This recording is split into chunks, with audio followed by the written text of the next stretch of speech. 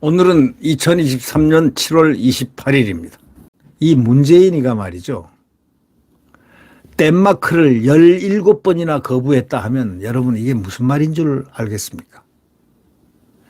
덴마크가 뜻을 밝혔습니다. 대한민국에다가 17번이나 거부했다는 거예요. 누가? 문재인이가 덴마크의 그 귀한 뜻을 거부했습니다. 그건 무슨 뜻일까요? 원래 그 6.25 때는 당시에 병원선 스웨덴이라든가 이런 사람들이 의료로 도와준 사람들이 참전국이 있지 않습니까? 의료. 지금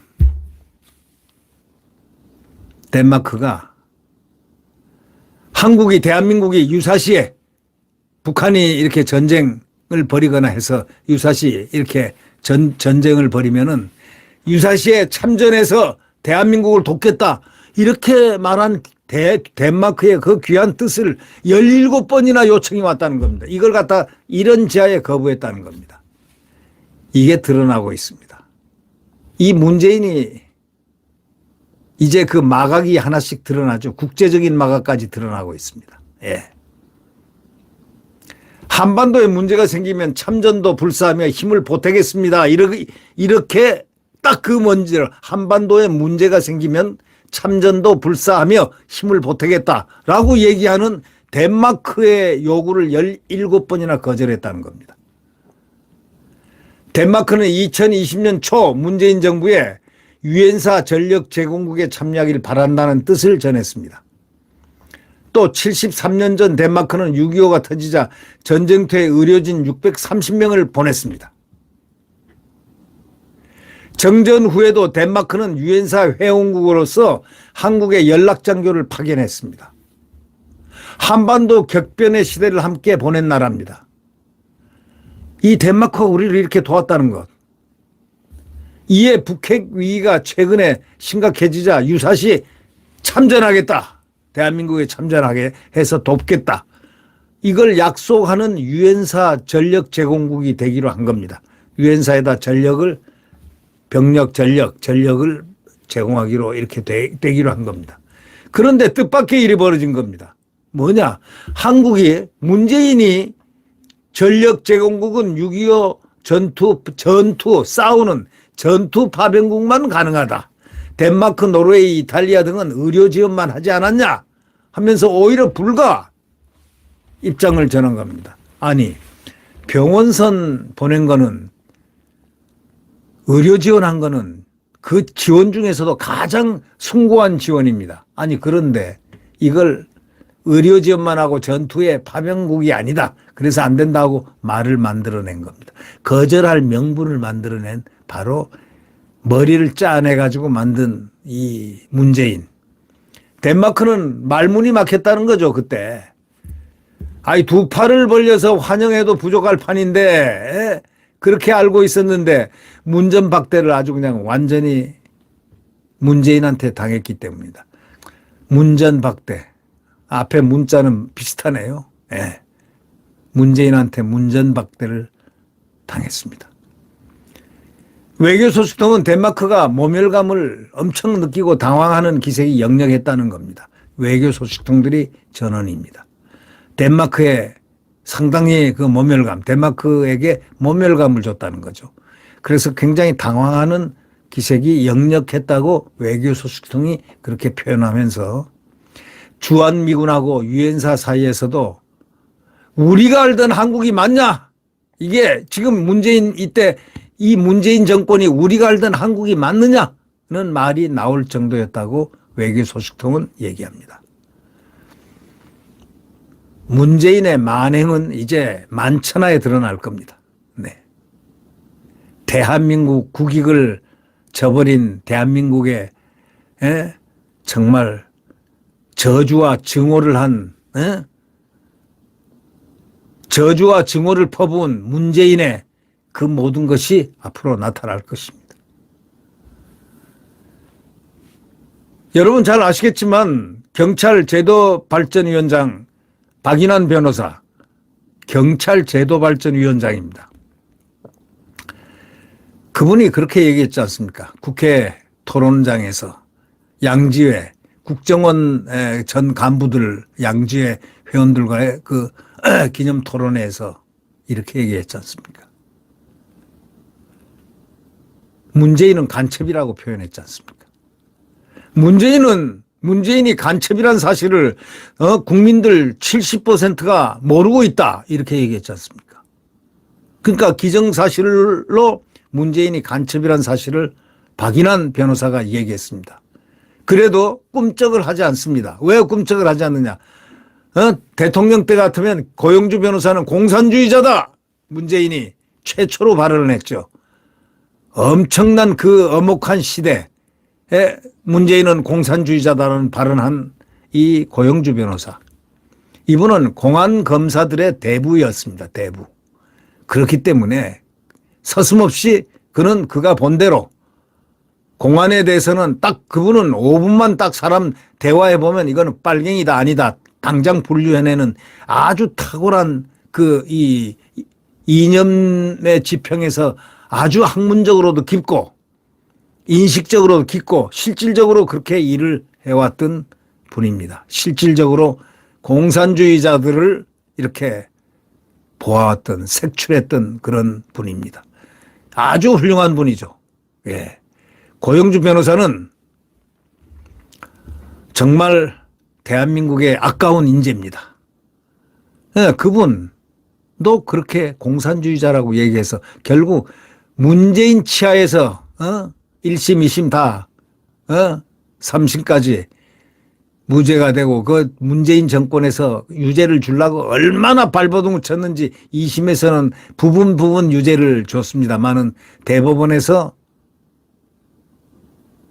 무죄가 나왔습니다. 자, 이 말을 들으면서 지금 덴마크가 모멸감을 느끼고 당황하는 기색이 역력했다. 왜? 돕겠다는데. 이 나라를 돕겠다고 하는데 거절을 했다는 이 문재인의 이 태도. 우리는 이 자를 어떻게 생각을 해야 됩니까? 덴마크는 또 혹시나 해가지고 이 사람이 잘못 알았나 싶어가지고 그 방침이 맞는 것인지 재확인해달라는 공문을 국방부에 딱 보냈습니다. 유엔사는 외교부에 공문을 보냈습니다. 하지만 국방부 외교부 모두 다 안 된다는 입장을 고수했습니다. 우리 여기서 제안을 하고 또 기존에 얘기를 여러 번 했지만 문재인 때 국방장관 한 자는 문재인과 똑같은 벌을 받아야 됩니다. 문재인과 똑같은 법과 원칙에 따른 벌을 받아야 된다. 법과 원칙에 따른 벌을 받아야 된다. 이렇게 생각이 됩니다.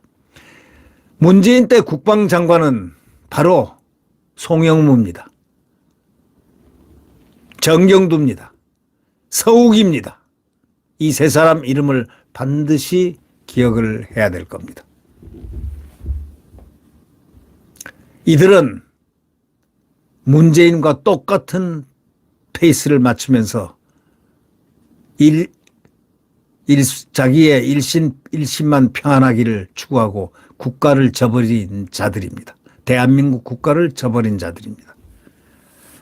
송영무 해군 참모총장 출신, 정경두 공군 참모총장 출신, 서욱 육군 참모총장 출신, 자기들이 다 임명했던 자들입니다. 한번 두고 보십시오. 이들의 운명이 어떻게 되나. 이들은 군인들로서의 모임, 자기들 동기생 모임이란다 이런 데 모임에 나가질 못합니다. 내국적인 행태 때문에. 네. 비무장지대 초소를 철거하고 북한 인민국가 교류 방편을 궁리하던 국방부 대북정책과 등이 이런 방침을 주도했다고 하는데 이거는 문재인이가 다 지시에 의해서 다 하는 거죠. 문재인 국방장관 선이죠. 대북정책과 그때 과장들, 계장들까지 모조리 나중에 의법 처단해야 됩니다. 법에 의해서 처단하라 이런 얘기입니다. 이후에 덴마크는 외교전쟁을 벌이는 수준으로 재검토 요청을 계속했습니다. 취재해보니까 조선일보가 취재를 했습니다. 2020년 5월부터 지난해 1월 20일까지 총 17차례 여러 형태로 의사를 전했고 문재인 정부는 모두 거절한 겁니다. 17번 거절하기도 어렵겠습니다. 아니 돕겠다는 6.25 때 병원선을 도와준 나라를 갖다가 이런 식으로 하는 문재인은 도대체 어떤 사람입니까? 이 윤석열 정부로 바뀌고 18번째 요청에 와서야 덴마크는 전력 제공국이 됐습니다. 역시 대한민국의 대통령은 윤석열이었습니다. 윤석열밖에 없습니다. 문재인은 대한민국 대통령이라고 저는 부르고 있지 않습니다.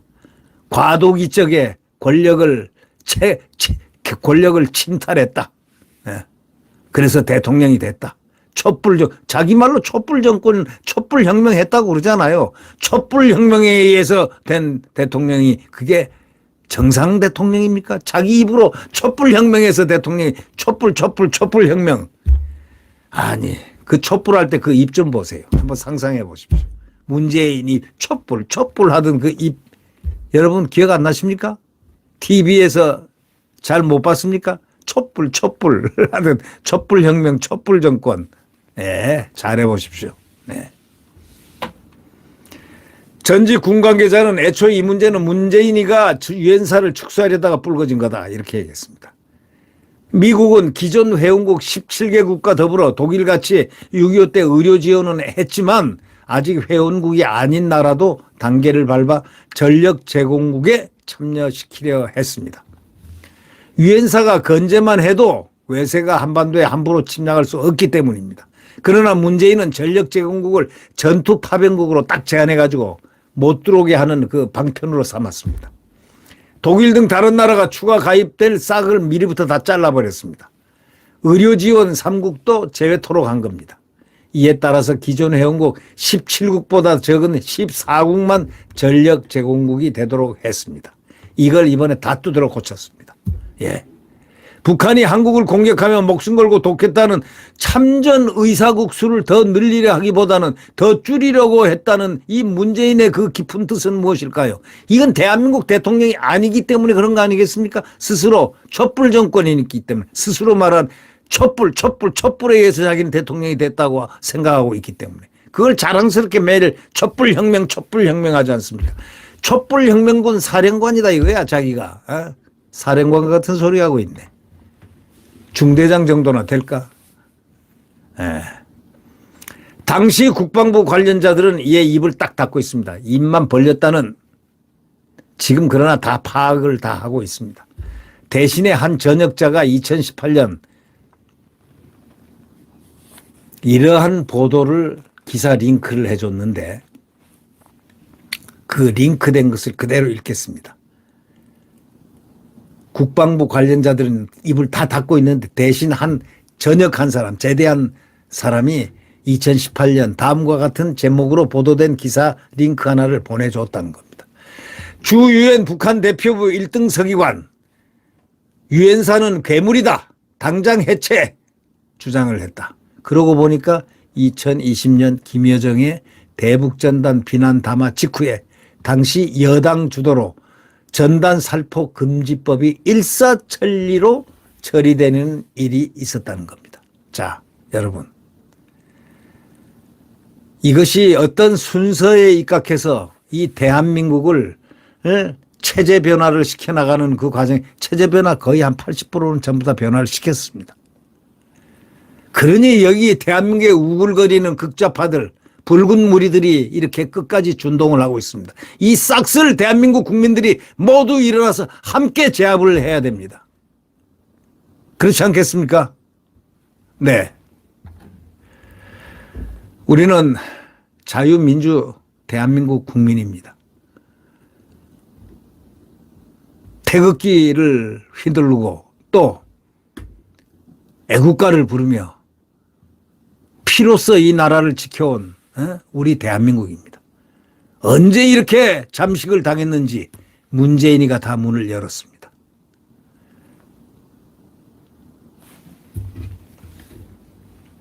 문재인이가 문을 열고 김대중 햇볕 정책,